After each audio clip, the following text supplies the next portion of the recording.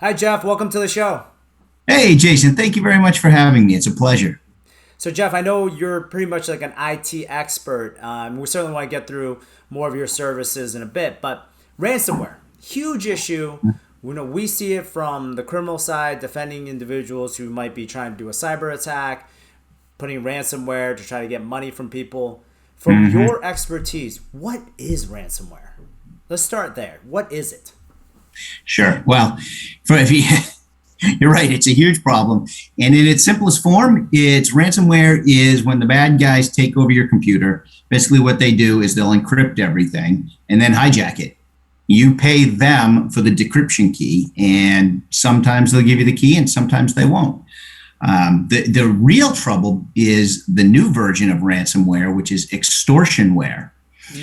Where in the past they were doing ransomware where you could say, nah, I'm not going to pay you. I have good backups. I have a good IT team. We're going to get everything back, go away. But with the extortionware, what happens is the bad guys get onto your system. They steal as much data as they can. And then they threaten to continue to post it publicly until you pay them. Ooh, oh, that's brutal. Now, Yeah. so a couple of things, right? This can be obviously a 3 day topic, and we're trying to cover it in a short period of time. How does ransomware? How do they get access to your network to even put the ransomware there in the first place? Yeah, the bottom line is that it's somebody clicking on something they shouldn't. It's everybody equates this to technical, technology and the matrix and all sorts of crazy flux capacitors. Right. But really, what happens is social engineering. They trick somebody into clicking something they shouldn't. It 99% of the time comes through an email. And then you click on a link or you download something or you get faked into doing something you shouldn't. And so really it's a people problem, not even a technology problem. So I mean that's been happening for thousands of years, even without technology, right? People doing things they're not supposed to Mhm. because they just don't know better. But what is it from that standpoint? So walk us through it. You click on the link. Does that link essentially allow them to get access to your information?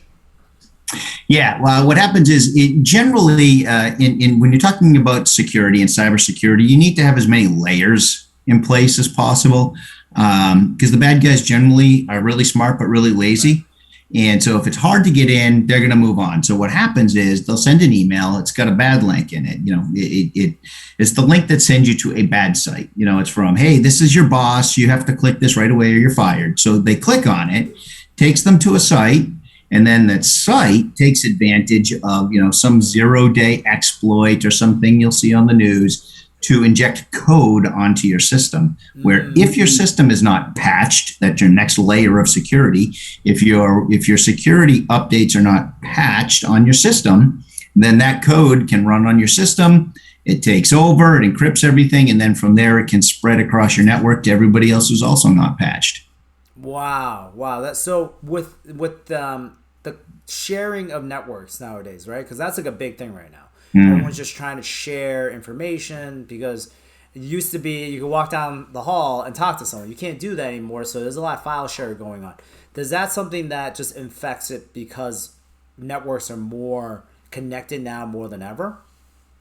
Yeah, it is. It's because everybody's connected. But interestingly, during the pandemic, in some ways, it became a little bit less of a problem because if you get ransomware at home, the only other systems that it would have access to would be your home systems, Oh, not I the see. entire office, unless you have an improperly set up VPN connecting you back to the office where all of the traffic can pass and then just wreak havoc there.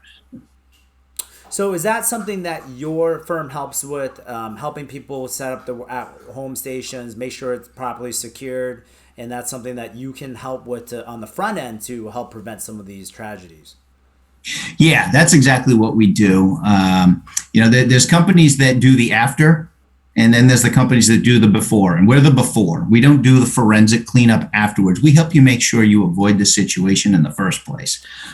So, That's as great. part of our service, we come in and we do a baseline. We make sure that you have all those layers of security. And at the end of the day, we make sure all of our clients know security doesn't have to be expensive. If it's really expensive, you're probably doing it wrong. It just needs to be done right. Common sense. The most important thing is that you train your people. Security awareness is the number one thing. So what about afterwards? I mean, I know you have knowledge of that. You don't necessarily specialize that, Yeah. but do they have to wipe out everything to prevent to essentially cut the link off, or is it some other ways to kind of save the information? Well, once the ransomware attack has happened, it's too late. You have to either pay the ransom, which can get you into other legal trouble, as you're aware, because if you are accidentally paying somebody who supports a terrorist organization, that's a federal crime.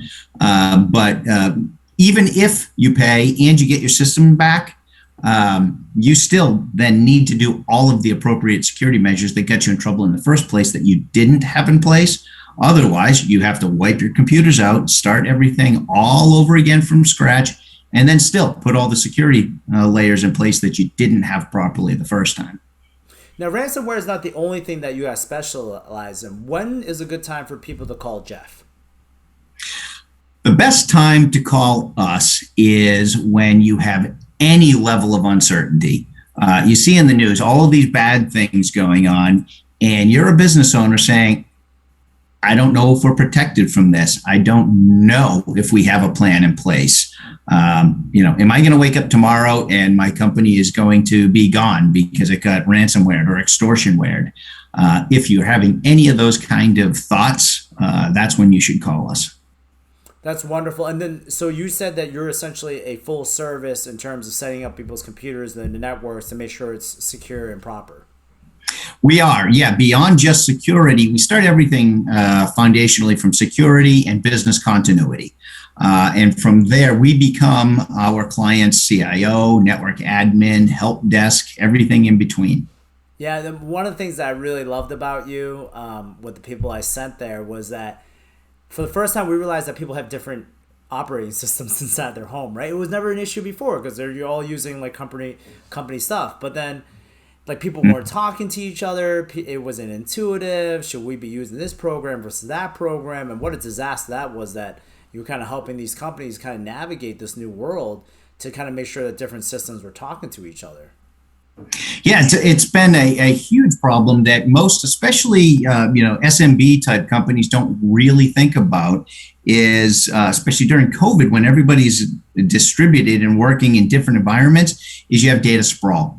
So you have some people working on Mac, some people working on this, some people working on their kid's computer that's also running a Minecraft server in the background. All sorts of crazy things. And all of a sudden, you get to the point where you don't know where your data is. And that's a dangerous place to be. Right. And also, we talked about this earlier. You were saying not only is it dangerous from, just a ransomware issue or leaking out information, but it's people's hard work. Like, that might be a great product that they've had that they wrote down somewhere, and now they can't find the code. Now they can't find their work product that is invaluable to the company. Yeah, I equate what we do often, especially for small medium business owners, to protecting their child, because for most business owners, their business is like one of their children, and we don't want to see them lose it. We don't want to see anything bad happen to it. So we work with them to help make sure that all of the proper protections are in place. All right, now Jeff, to the toughest question.